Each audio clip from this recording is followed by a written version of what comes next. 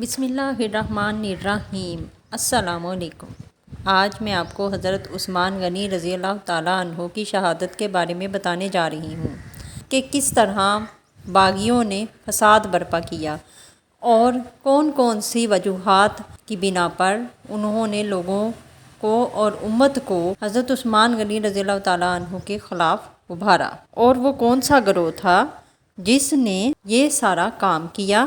اس video میں ہم یہ سب کچھ بیان کریں گے۔ اس کے علاوہ حضرت علی رضی اللہ تعالیٰ عنہ نے اپنی پگڑی کیوں گیلی کی تھی، وہ کون سی ام المومنین تھیں جو کہ خچر پر سامان لاد کر حضرت عثمان غنی رضی اللہ تعالیٰ عنہ کی مدد کے لیے نکلی تھیں، لیکن ان کے ساتھ کیا سلوک کیا گیا، سارا واقعہ جو ہے ہماری اس ویڈیو میں ہے، تو اس لیے ویڈیو کو اینڈ تک ضرور دیکھیے گا، اور اگر چینل پر نئے ہیں تو ہمارے چینل کو سبسکرائب کریں اور بیل آئیکن کو پریس کریں تاکہ ہماری ہر نئی آنے والی ویڈیو پر وقت آپ تک پہنچ سکے۔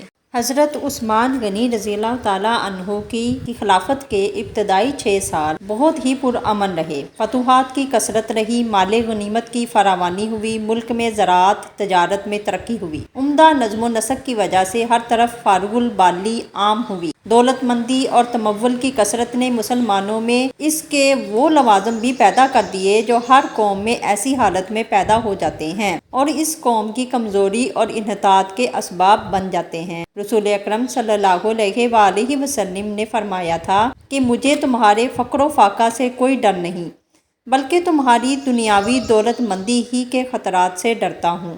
چنانچہ حضرت عثمان رضی اللہ تعالیٰ عنہ کے عہد خلافت میں اس فتنہ کے اسباب میں آپ کو بتانے جا رہی ہوں۔ سب سے پہلے یہ کہ عہد عثمانی کے آخری عہد میں صحابہ کرام کی وہ نسل جو تربیت نبوی صلی اللہ علیہ وآلہ وسلم سے براہ راست مستفید ہوتی تھی، ختم ہو چکی تھی، اور جو موجود تھے وہ بہت ضعیف اور گوشہ نشین ہو گئے تھے۔ اب ان کی اولاد ہی نے ان کی جگہ لے لی تھی، جو ظاہر ہے زہد و تقویٰ، عدل و انصاف اور حق پسندی میں اپنے بزرگوں سے کمتر تھے۔ اس کے علاوہ مشرق و مغرب میں اسلام کی اشاعت ہوئی۔ اسلامی فتوحات کی وجہ سے سینکڑوں قومیں محکوم اور مفتوح ہوئیں۔ اس محکومی اور غلبہ نے ان کے اندر انتقام کی آگ پیدا کر دی، جس نے خفیہ انداز میں سازشوں کا جال پھیلایا۔ اس میں سب سے زیادہ کردار ایرانی، پارسیوں، مجوسیوں اور یہودیوں کا تھا۔ حضرت عثمان اموی تھے اور اپنے عزیز و اقارب کے ساتھ صلہ رحمی کرتے تھے۔ اپنے خاندان کے ساتھ ان کے جذبات خیر خواہانہ تھے، اس لیے ان کو فائدہ پہنچاتے تھے، لیکن وہ جو بھی ان کو فائدہ پہنچاتے تھے وہ اپنے ذاتی مال سے پہنچاتے تھے۔ وہ بیت المال کی کسی چیز سے اپنے عزیز و اقارب کو فائدہ نہیں پہنچاتے تھے، کیونکہ حضرت عثمان غنی رضی اللہ تعالیٰ عنہ کے پاس بہت زیادہ مال و دولت تھی جو ان کی ذاتی تھی، تو وہ اپنی ذاتی دولت سے اپنے غریب رشتہ داروں کی مدد کرتے تھے۔ لیکن شریروں نے اس کو منفی پروپیگنڈے کے طور پر پھیلایا کہ حضرت عثمان غنی رضی اللہ تعالیٰ عنہ سرکاری بیت المال سے ان کو یہ مال دولت دیتے ہیں۔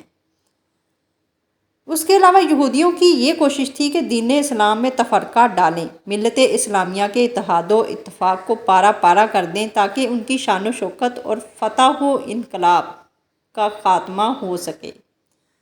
ان وجوہات و اسباب کی بنا پر جب زمین اچھی طرح تیار ہو گئی تو ادائے اسلام کی ایک جماعت نے، جو شوکت اسلام کے سامنے سرنگوں ہو کر بظاہر ہلکا بگوش اسلام ہو چکی تھی، اپنے عیار سردار عبداللہ بن سبا کی زیر سرکردگی کشت ملت میں اختلاف و افتراق کی تخم پاشی کی۔ حضرت عثمان رضی اللہ تعالیٰ عنہ طبعاً نرم مزاج، بامروت اور رحم دل تھے۔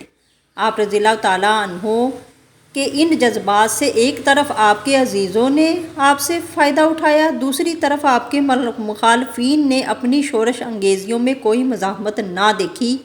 اس طرح اختلاف و افتراق کے اس بیج کو پھلنے پھولنے کے لیے مناسب فضا میسر آ گئی، اور آخر کار شہادت عثمان کی صورت میں وہ شجر زقوم پیدا ہوا جس نے ملت اسلامیہ کے ذوق صحیح کو برباد کر دیا۔ حضرت عثمان غنی رضی اللہ تعالیٰ عنہ کے گھر کو باغیوں نے گھیر لیا تھا اور باغیوں کا ایک گروہ ان کو قتل کرنے پر تلا ہوا تھا۔ انہوں نے 40 دنوں سے زیادہ آپ کو اپنے گھر میں محصور کر دیا تھا۔ نہ کوئی شخص آپ کے گھر کے اندر داخل ہو سکتا تھا اور نہ ہی کوئی شخص آپ کے گھر سے باہر آ سکتا تھا۔ گھر میں کھانے پینے کا سامان بھی ختم ہو چکا تھا۔ آپ رضی اللہ تعالیٰ عنہ پانی کی ایک ایک بوند کو ترس رہے تھے، مگر باغیوں کو آپ رضی اللہ تعالیٰ عنہ پر رحم نہیں آیا۔ آپ رضی اللہ تعالیٰ عنہ ہی وہ انسان ہیں جنہوں نے بئر رومہ خرید کر مسلمانوں کے لیے وقف کیا تھا تاکہ وہ پانی پی سکیں، لیکن اب انہی لوگوں نے ان کو اس حال تک پہنچا دیا تھا کہ وہ پانی کی ایک ایک بوند کو ترس رہے تھے۔ جب آپ رضی اللہ تعالیٰ عنہ کے گھر کو گھیرے 58 دن گزر گئے تو باغیوں کو پتہ چلا کہ کچھ لوگ آپ رضی اللہ تعالیٰ عنہ کی مدد کے لیے آ رہے ہیں۔ باغیوں نے ان لوگوں کو راستے میں ہی روک لیا تاکہ وہ آپ رضی اللہ تعالیٰ عنہ تک کوئی سامان وغیرہ نہ پہنچا سکیں۔ ایک روز حضرت علی رضی اللہ تعالیٰ عنہ رات کے اندھیرے میں آپ رضی اللہ تعالیٰ عنہ کے گھر تک پہنچنے میں کامیاب ہو گئے، مگر باغیوں نے آپ رضی اللہ تعالیٰ عنہ کو دیکھ لیا۔ آپ رضی اللہ تعالیٰ عنہ نے باغیوں سے کہا، تم عثمان رضی اللہ تعالیٰ عنہ تک پانی اور خوراک وغیرہ تو جانے دو، مگر باغیوں نے انکار کر دیا۔ حضرت علی رضی اللہ تعالیٰ عنہ اپنی پگڑی کو گیلی کر کے لائے تھے۔ جب انہوں نے دیکھا کہ باغی کسی طرح نہیں مان رہے تو انہوں نے حضرت عثمان رضی اللہ تعالیٰ عنہ کے گھر کی طرف دوڑنا شروع کر دیا۔ گھر کے قریب پہنچ کر آپ رضی اللہ تعالیٰ عنہ نے اپنی پگڑی اندر پھینک دی۔ آپ رضی اللہ تعالیٰ عنہ کا مقصد یہ تھا کہ حضرت عثمان غنی رضی اللہ تعالیٰ عنہ پگڑی کو نچوڑ کر پانی پی لیں۔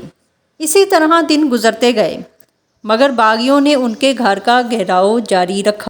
ایک دن حضرت ام حبیبہ رضی اللہ تعالیٰ عنہ جو کہ ام المومنین ہیں، وہ خچر پر کھانے پینے کا سامان لاد کر نکلیں، لیکن جب آپ حضرت عثمان غنی رضی اللہ تعالیٰ عنہ کے گھر کے قریب پہنچیں تو ایک باغی نے آپ رضی اللہ تعالیٰ عنہ کے خچر کی لگام تلوار سے کاٹ دی۔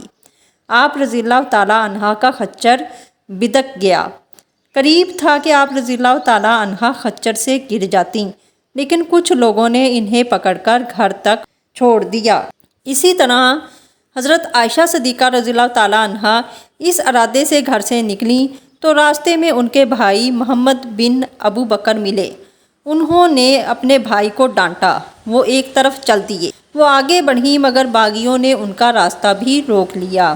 پھر ایک دن باغی آپ رضی اللہ تعالیٰ عنہ کے گھر میں داخل ہو گئے۔ آپ رضی اللہ تعالیٰ عنہ اس وقت قرآن پاک کی تلاوت کر رہے تھے۔